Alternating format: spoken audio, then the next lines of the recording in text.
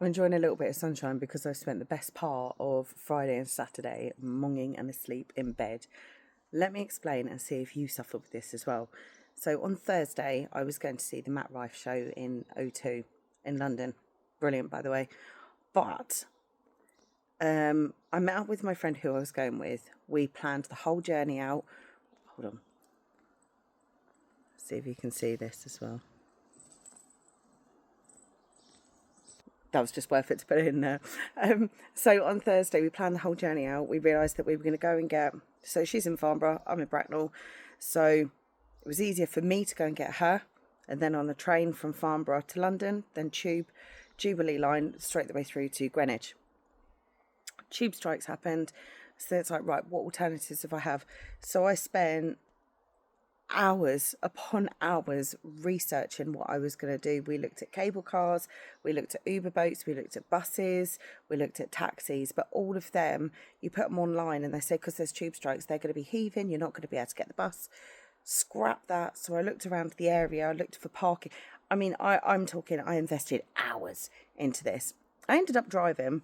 As usual, I got lost at the last hurdle, but we got in there.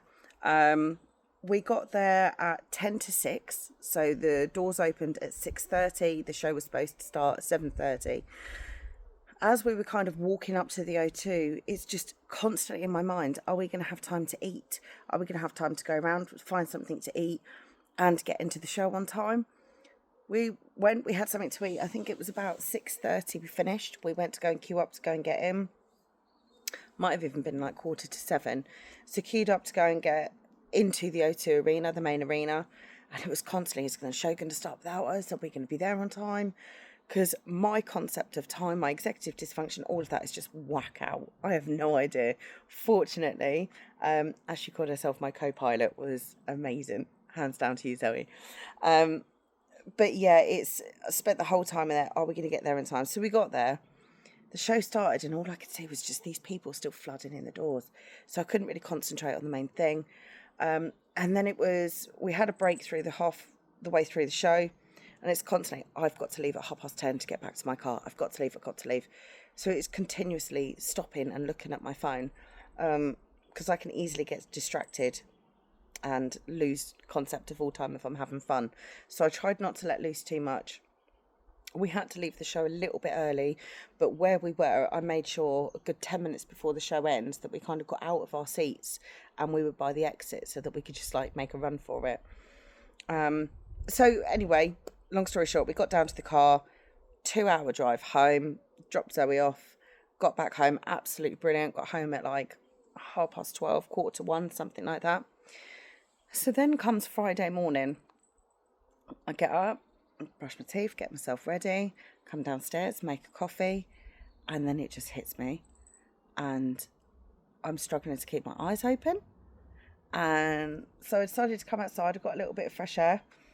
Come out into the garden. I'm just really struggling. So I go indoors and I just fall asleep.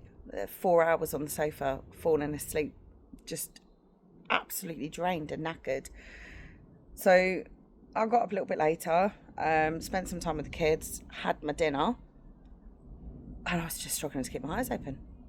So I went to bed. I think I was asleep by 10 o'clock Friday night, and I stayed there until 8 o'clock this morning.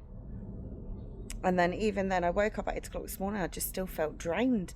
My body just didn't want to move. So I stayed in bed, and I think I fell back to sleep. And I eventually got up at about 12:30 this afternoon, come downstairs, got myself some breakfast, lunch at that time. And I just, even then, just really struggling to kind of feel back to my normal self. Is that something that I know, I'm pretty sure this is like a tax that autistic and ADHD people play, just because of all of the sensory overload, all of the pre-planning, and then you get to the event and it's like a let down and breathe. But it's mad. It's absolutely mad what it does to you.